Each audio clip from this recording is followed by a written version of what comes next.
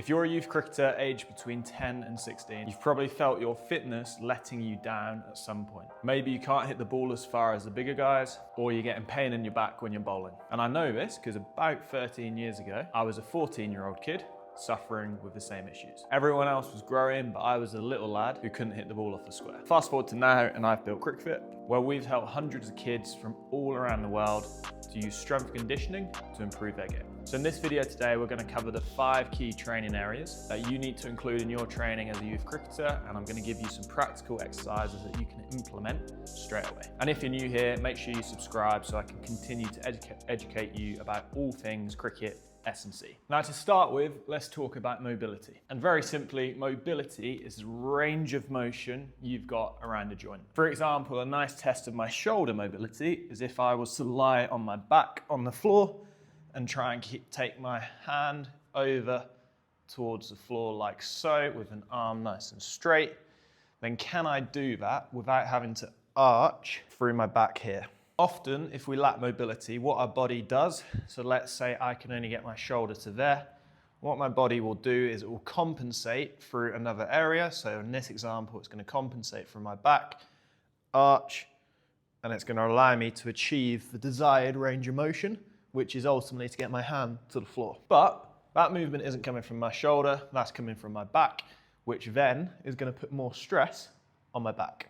And if we think about that in a cricketing context, if I'm in a bowling action and I'm trying to get my hand overhead and I don't have adequate range of motion and mobility through my shoulder, I'm going to lean over, I'm going to arch my back, and I'm going to create a lot of pressure in that opposite side of the lower back to your bowling arm. So if you're a right arm bowler, where you'll get your pain is your left lower back normally. But often people will come to me and ask what the best exercise they can do for their back is when the back isn't the real issue. So part of my job as an S&C coach is to be a bit of a detective. And when you tell me what's hurting, for me to understand what's actually causing that issue. And often mobility is a root cause of your problem. My favorite mobility exercise in an area where cricketers are often tight, which is the hips, is something called a 90-90. So we're going to start on our bum, have your heels in front of you, and then you're going to try and keep your knees apart and drop them to the floor. This is going to form a 90-degree angle in this back knee, 90-degree angle in this front knee. I'm then going to form a bit of a rectangle in this square, and I'm going to turn my chest to face over my front knee. I'm going to push myself nice and tall, pushing this knee into the floor. Now in this position, we can do a number of things. We can reach forward, we can reach up, we can raise this back knee, we can raise this back foot, we could even lift up, bring it around, and come back to the start. And we can switch to the other side and repeat.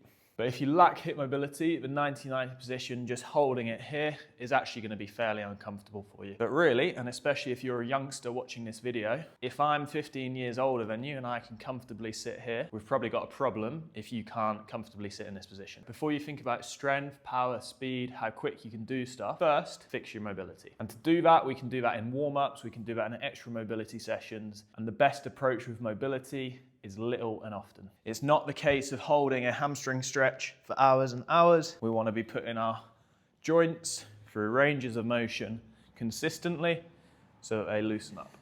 The next thing we're going to talk about is stability. And stability is the control we have within a range of motion. So for example, if I drop this ball on the floor and I wanted to balance on one leg and pick it up, am I, A, really wobbly, trying to get down there, maybe hopping and losing my balance?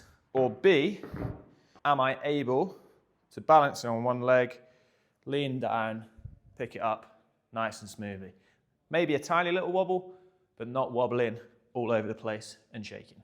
And often what I see coaching kids of similar age to you is we once again lack stability, similar to our mobility, which we then have to find weird ways to achieve movement in order to achieve a goal. So for example, if we take bowling again, we're running in and we're trying to slam down on this front foot with 5+ times our body weight going through the floor. Now, if our knee is unstable and we haven't got the strength around that knee, it's gonna buckle. When it buckles, it takes time. Time dissipates energy, which essentially makes it safer for our knee if we bend it. The issue is, because our knee bends, we then lose momentum, everything then collapses upstream, and we end up in a really ugly position here, where normally our back then takes the brunt of the force. If our knee is nice and stable and we can brace that front leg, we can stay tall and come over the top and have a better bowling action, which is going to lead to our back being healthier all round and probably also bowling the ball quicker. A really nice single leg balance exercise to work on our stability that I like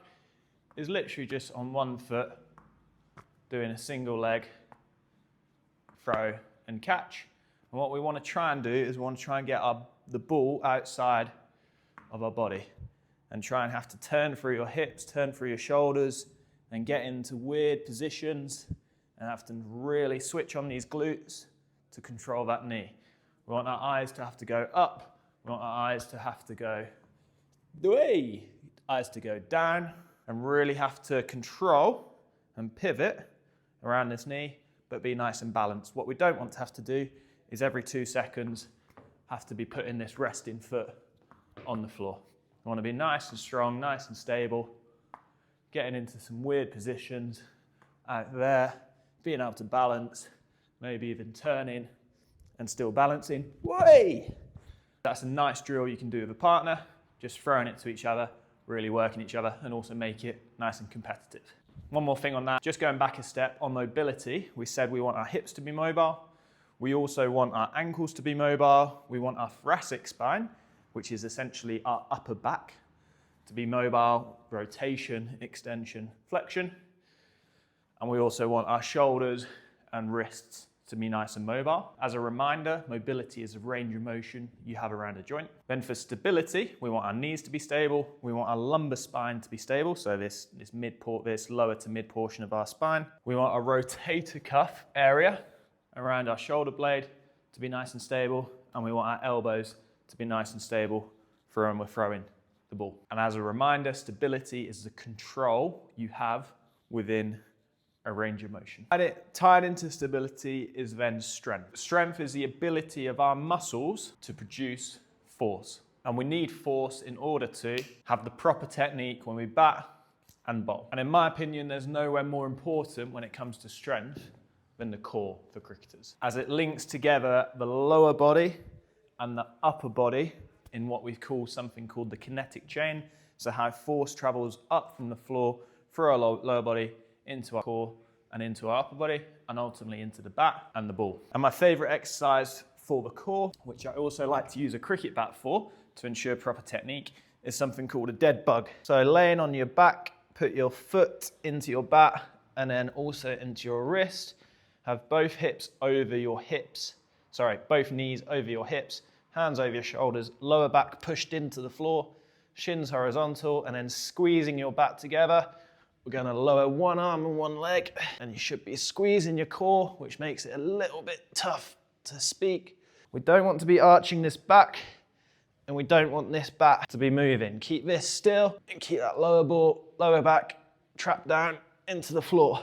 And you should get really nice engagement for your core. Other areas that we want to be nice and strong are our calf, our quads, our hammies, our glutes, our pecs, all of the muscles in our back, our shoulders, our deltoids, biceps, triceps, forearm. All the muscles we want to be strong. And the fourth and fifth area that are really important for youth cricketers are power and speed. And I come to these last because it's really important we first build our mobility, stability and strength before we start thinking about power and speed. And power and speed are essentially where we produce force, but we have big intent on how quickly we can produce that force. And the technical term for that is rate of force development. And ultimately, power and speed are what you're really interested in, and that's what allows you to bowl quickly and hit the ball hard. Now, to train power and speed, we want to do something called plyometric exercises. And that's quite a fancy word, but basically it means jumping. Or it could mean using bands or throwing medicine balls with our upper body. But that's technically classed as a ballistic exercise, not a plyometric exercise. Either way, we want to train where we're trying to activate what we call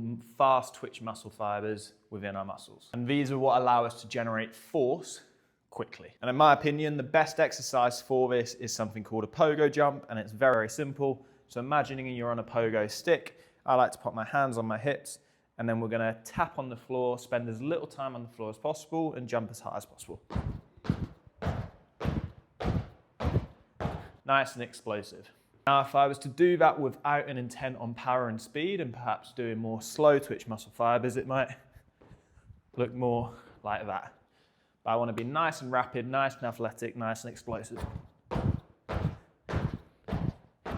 That's really working on our Achilles tendon. Now, the great thing about being a youngster when it comes to strength and conditioning is you can tick a lot of those boxes that we've talked through: mobility, speed, power, strength, stability, with pretty simple exercises. For example, all of the ones we've shown, but let's say a press up, for example. We're building stability around our shoulder. We're having to build strength for our core and our upper body in there. We're also building mobility around our shoulder because we're going through a range of motion. And then if we wanted to add a power element into it, we'll just go down slowly and then really forcefully push up as hard as we can. Now, my final top tip to leave you with for this video is we want to make exercise fun for you as a youth cricketer. That means getting this involved a lot. It means getting you and bat involved, bands, whatever you've got access to make exercises feel more fun. You want to make sure you're challenging yourself so you're outside of your comfort zone, and that's where you're going to get fitter and stronger. And also, if you can train with other people and make it competitive, then that's a great way to integrate positive movement skills into your whole cricket training diary. Because the one key thing which you need in order to make progress is consistency. And you need to find a way to make your training as consistent as possible so you can stick at it in order to truly get faster and stronger. And it's really important to understand that these exercises in this video alone don't even scratch the surface in all the possible ideas that you can have in order to get fitter. So if this is something that you find interesting and you want a strength conditioning program that's tailored to your cricketing role, whether you're a batter, bowler or keeper, then I'll pop a link in the description below where you and your parents can check out the different strength conditioning programs that we offer. And if you're a parent watching this, then up here, I'll drop a link to our S&C guide for cricketing parents there. Thank you for watching and catch you again soon.